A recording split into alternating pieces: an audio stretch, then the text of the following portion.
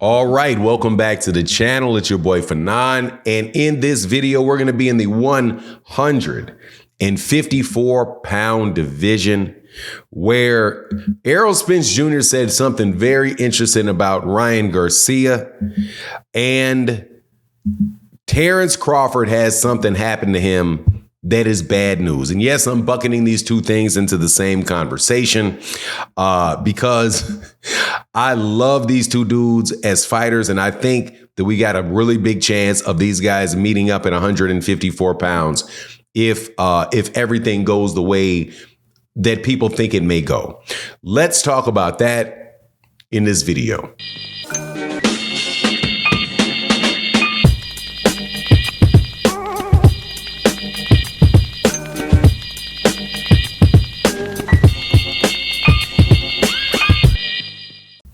All right, welcome back to the channel. I did not get the fight that I wanted to take place.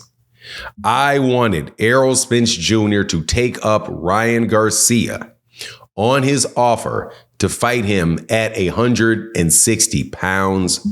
Instead of that, we get a fight which is much more difficult for Errol Spence.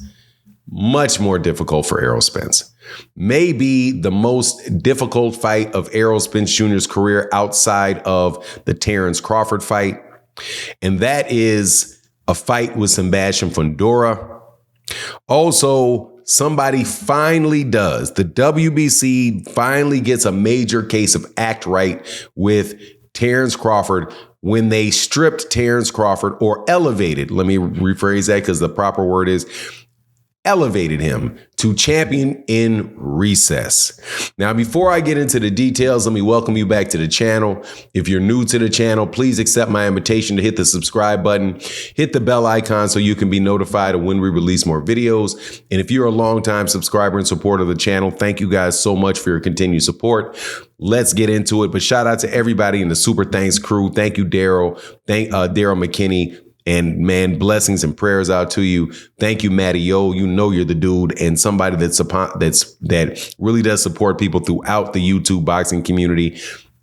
Trust me, if you got Matty O watching your channel, you're in a good place. Now, let's get into this because there is some fight coming up between Gervonta Davis and Ryan Garcia. Gervonta Davis and Frank Martin.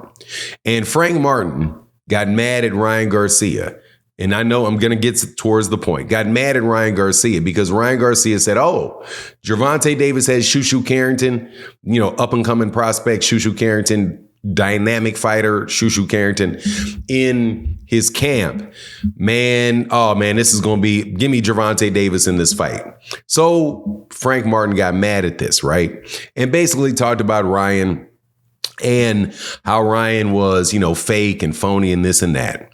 And brought to my mind that, look, there was another opportunity because Errol Spence Jr. and Frank Martin are close as promoter.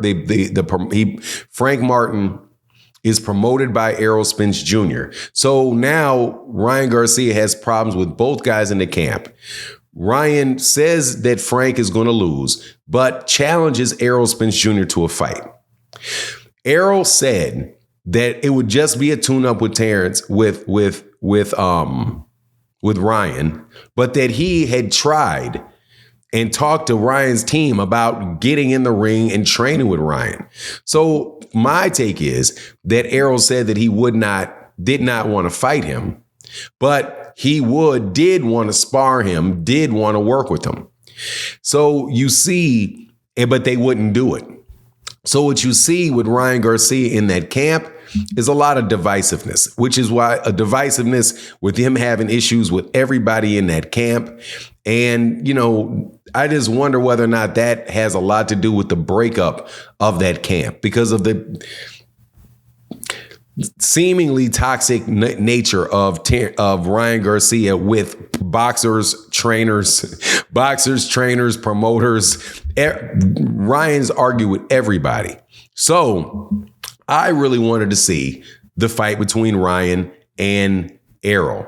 But Errol turns that down and says that he's going to go through with the fight, obviously, of Sebastian Fundora. That gets announced for the 154 WBC championship.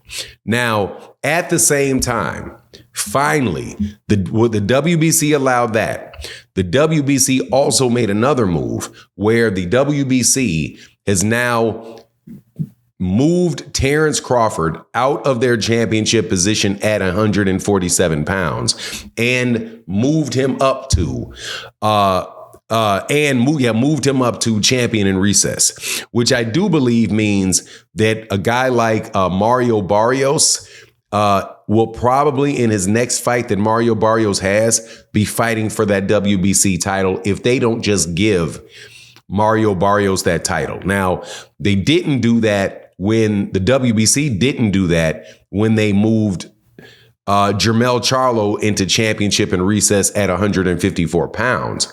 They had a elimination fight, which was originally supposed to be Sebastian Fundora fighting, and I can't recall who it was, and Tim Tszyu was going to defend his title. But when the opponent for Tim Tszyu the opponent for Tim Tszyu dropped out, they just said, okay, let's combine those two fights. And they wound up having a unification fight, but they did not just give the title to Sebastian Fundora.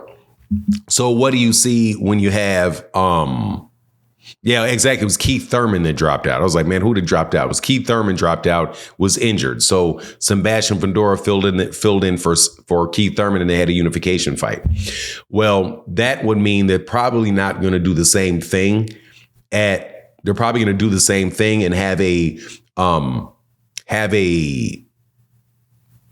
fight for the vacant title in the next fight for Mario Barrios, which is interesting because if Mario Barrios wins that fight, that would mean Gervonta Davis would have beat several people that moved up and wound up being world champions at weight classes above that. But at the end of the day, as it relates to Terence Crawford and Errol Spence, man, there's a very, very good chance that these guys could be meeting up for unification fights at 154 pounds. Whether that is good or bad for Errol Spence with Terence Crawford or not, I think it looks like those things could very well be lined up. But the one thing that makes me about this thing that makes me wonder is why Terence Crawford is holding on to these belts. Like, why wouldn't he just vacate these belts? He hasn't vacated the WBO. He really didn't vacate the WBC because he's in champion in recess, which means he can come right back down and fight whoever that guy is. And he still had whoever the guy, maybe Mario Barrios, whoever it is that wins that. And he can move right back down and still has the WBA super title, right? So is it a lack of confidence as it goes with Ismail Madmarov? An uncertainty as to whether or not he really wants to fight in that weight class? I'm really, really interested to know, because when he originally moved up from 140 to 147 pounds, he immediately dropped all those belts. And when he fought for the WBO, and he dropped those, I do believe he dropped them before he got the WBO belt. But once he got the WBO belt, it was definitely gone. So we'll see. But anyway, the long and short of it is, man, I'm really looking forward to these fights at 154 pounds. I really want to see Errol Spence Jr. I hope Errol Spence Jr. gets past Sebastian Fundora. There's a lot of people that think Errol's going to lose that fight, and I understand why people would think that way. But if he's in a new weight class and he's the way that he was before, even the way he looked in the Ugas fight, I think he'll beat Sebastian Fundora. But that's my take on the matter. Please let me know what you think in the comment section. And with that, I'm out. Deuces.